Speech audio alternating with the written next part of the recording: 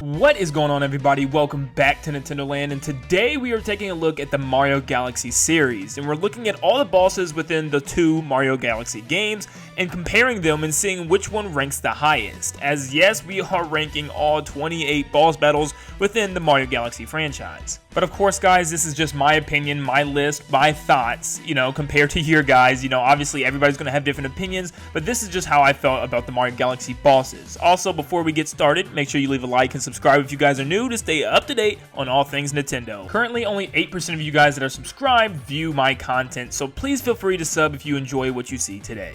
At the very bottom of the heap, coming in at number 28 and starting our list, is Mandibug Stack. It's very simple boss. It's almost not even a boss, more like an enemy. It's a Mandibug followed by a baby Mandibug sitting on top, and you just have to ground pound both of them. Heading on to an icy boss, we have BRRR, where you'll have to get to the top of a mountain and have a little tiny fighting arena to fight this guy. All you do is pretty much get him down with a spin and kick him like a rock, and that's really it. He's a very simplistic boss battle, and really nothing else comes from this boss battle. Next up, we have Mario Galaxy 2's PEEWEE Piranha. Now, this was almost like a carbon copy of DINO Piranha from Mario Galaxy 1, and this one was just like a baby version, and instead of hitting a tail back at him that looked pretty cool as a first boss, you instead just smack his baby bum. And this doesn't really come off as clever or unique, since we've kind of already seen this concept before, and it's not as unique as the first one in my own opinion. We're back again with another icy and snowy fiend, Sorbetty, and it's actually pretty cool because he's actually a planet that you land on within the level, and he turns into the boss fight himself. He's pretty easy to beat, however, because all you have to do is spin and smack his big red nose, which is similar to the rocks that you'll find with the red crystals throughout the game, which you'll just have to wait and spin the red crystals. It's nothing too difficult and it's nothing too crazy, but the only thing that's really cool about this boss battle is exactly what the boss was before he actually turned evil. Undergrunt Gunner is another what you would say mini boss style of boss, where he just sits at the middle of a platform with a metal container, and all you have to do is ground pound on the top of his glass in order to break him out. And you do this with different items depending on what level he appears in, whether it's a bee suit or the Spring Mario where you have to jump to the top of his tower. There's always some way you have to reach the top of him as he shoots either gumballs that are electrified or water bubbles at Mario. Number 23, we have Top Maniac. This guy is not too difficult, and I noticed lots of people kind of like him, and I'm not really sure why. He's a very simplistic boss in nature, where all you have to do is jump on his head and then spin him into the edge of the arena. Not really too difficult until his buddies start coming and make it a little bit more intense, but overall this boss battle is pretty bland.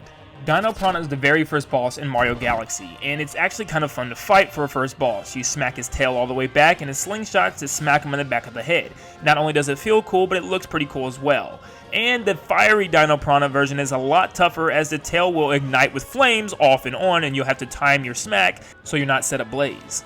BUGABOOM is a giant beetle that flies around a great tree, and it's your job to ground pound on his back. Depending on what game you're playing, you'll either use the Bee Suit or the Cloud Mario power-up in order to get to the top and ground pound on top of him. And if you miss, you'll fall into the water and lose your power-up and have to start over again. He also shoots giant spiked balls at you from the top, which is pretty cool how he also maneuvers through the air by flipping around, making it hard to land on his back. Number 20, we have Bowser Jr.'s airship. This is not an incredibly difficult boss battle, but it looks really cool as you both are firing at each other from each other's airships. Yes, he's shooting cannonballs at you, but you can pick up Koopa Troopa shells of your own and toss them back at his ship in order to break it apart. Like I said, it's a different looking boss battle and a little bit cooler than the rest. SQUIZZARD is a giant sand lizard where he shoots out giant spiked balls at you, and it's your job to throw fireballs into his mouth in order to kill him. And you'll go around this sand pit doing so, dodging all the sand balls coming at you and also not falling in within the hole in the center. So this boss is kind of unique, but we've seen this type of sand balls from lots of other games before, and it's nothing to really blow my mind. Now, this one might or may not come as a shock to lots of you guys, but the Bowser boss fights from Mario Galaxy 2 are pretty bad. I'm not a big fan of them, and they don't do justice like the first games did. They just simply require Mario to stand on these planets and smack them into Bowser. You really don't touch Bowser or do anything with him besides running around the planet and jumping on these little planets in order to bounce them into his head, into his body. And of course, the second version, even at the very end of the game, is still just pounding planets into Bowser. It's nothing more, and that's kind of boring for a final boss fight. Glamdozer is a unique boss battle because you have to ground pound her underside, which requires you to go back and forth from the top to the bottom of the planet. And you'll do this by ground pounding through these gates that are all over the planet, and you can get hurt by fireballs that get stuck to them. So that's what makes this so unique, is just going back and forth and trying to find a way to get underneath Glamdozer herself. I have this weird self-feeling that lots of people like Major Burrows, but I just don't really care for him that much, but I had to admit he's a lot better than the rest on the list. He's pretty much a giant Monty Mole that's underneath the ground, and you have to ground pound right by his dirt stash in order to get him up out of the ground. Then you have to chase him down in order to smack him once again, and he rushes you once again, and you have to keep repeating this process over and over again. It's kind of just a weird process of smacking him, running, chasing him, running, chasing him, running, smacking him, running, ground pounding. It's over and over and over again. But it is a boss that returns again in Mario Galaxy 2 in the special galaxy at the end. TARANTOX utilizes a special stage mechanic in order to defeat him. You have to use sling pods in order to sling yourself into his pussy bulbs, and you have to bust them open, spewing pus everywhere, and that's how you defeat the giant spider. This sounds gross, I know, but this is exactly how you fight him. And the stage is actually pretty cool because it's a giant rock infested with spider webs, and it's a different stage mechanic than we're normally used to.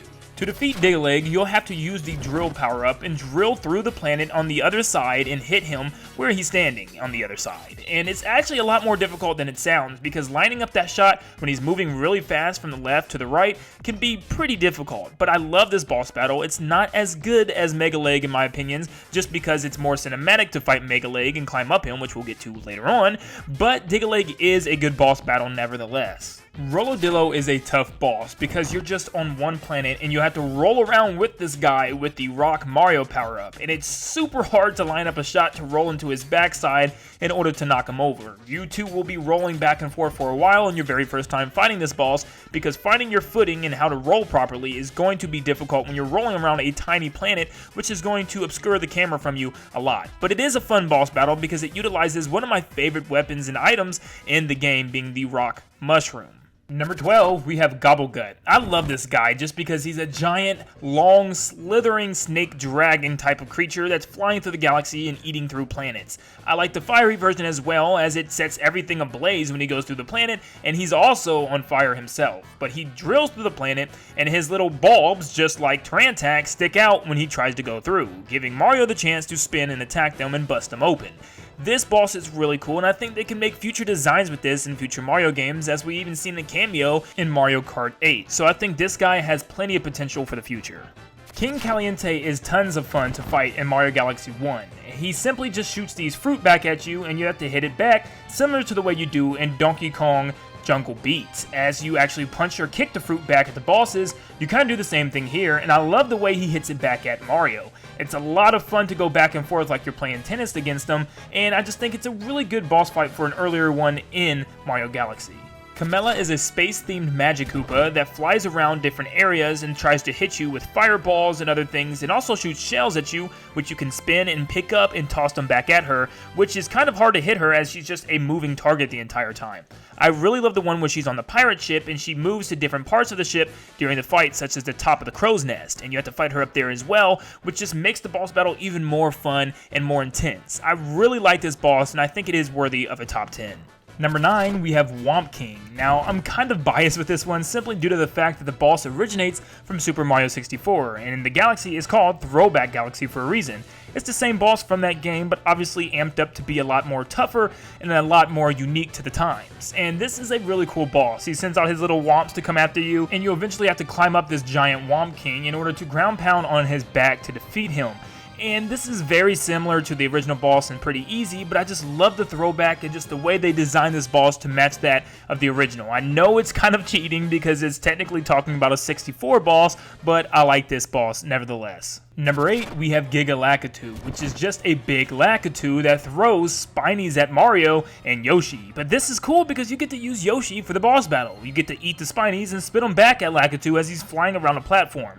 The whole scenery of the thunderstorm clouds and him being able to strike lightning when he beats his cloud like a drum is something that's just very fun to play against. I love the atmosphere of this boss battle, and I just think the boss himself is pretty unique, especially considering the fact we get to use Yoshi for one of the only bosses in Mario Galaxy. Just like King Caliente, Prince Picante shoots the same amount of fruit at you, but he's also in a tank now, rolling across a giant ice arena, and Mario has to skate across this arena, flicking the fruit back at him. And I know this time they don't flick it back at Mario back and forth like a tennis match, but it is really fun to skate across the ice as meteors are falling down from him and the sky, and you have to find the fruit in order to smack back at him as you're skating. I just love the whole skating mechanic with this boss, and I think it works really well. Number 6, Bowser Jr.'s Boomsday Machine. You have to use different power-ups in order to make your way to the top of his Boomsday Machine and crack his glass in order to break him out of the machine, and it keeps getting taller every hit, and eventually all the way up to the sky with fire bars and all kinds of utensils in order to hit Mario and shoot Mario with.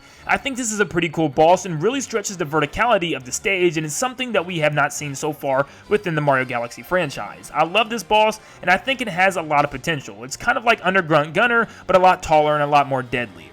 Number 5, Megaleg. This boss could have been number 1 if it just added more to it. It is one of the first bosses from Mario Galaxy, so it doesn't have too much, but you're climbing up this giant robot on this little planet, which I find so fascinating.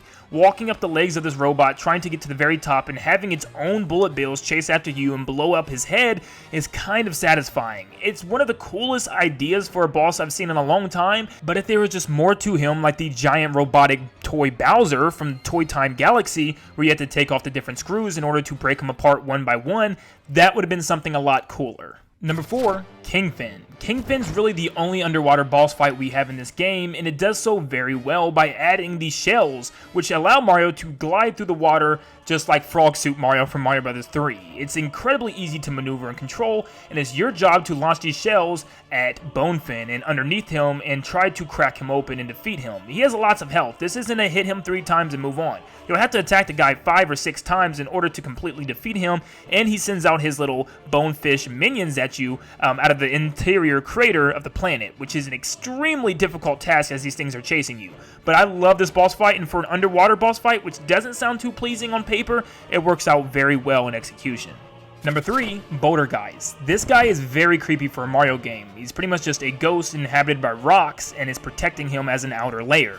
It's your job to use the brand new bamboos in order to swing them by their tongues into his rock layer and break it apart in order to hit his main ghost carcass, and you have to keep doing this until eventually he grows a pair of hands. You then have to take these bamboos, break his hands, and then in order to reach his middle column, break that apart, followed by breaking apart his carcass at the very end to defeat him. This is a pretty well-rounded boss and utilizes a strange new enemy that becomes Mario's new ally. Number 2, Mega Hammer.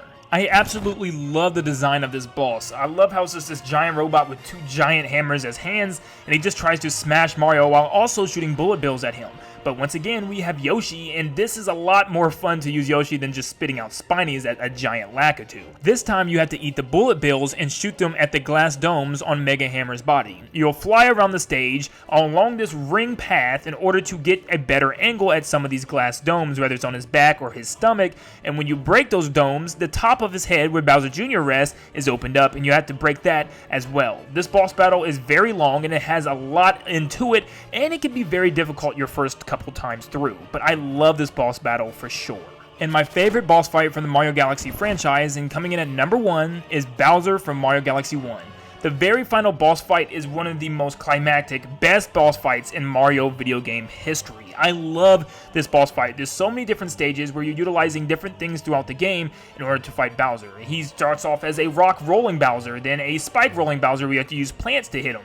And then you go back to the original boss fight where you're on a planet and he has to land on those blue columns in order to catch on fire, and you'll smack him around the stage at super high speeds. And even the ending with the climactic, just feel to this boss battle, everything feels right, from the music to the area to the arena. Everything about this boss fight is almost perfect. I love this boss, and I think it's one of the greatest. And guys, that is my list for the top 28 bosses throughout Mario Galaxy 1 and 2. Let me know in the comments what you guys think. Obviously, this won't line up with everybody. This is my own opinion, so take that to heart. This was just what I thought was the best and the worst bosses within the game. Let me know what you think, though, down below, and I'll be sure to see you guys on the next one. See you guys.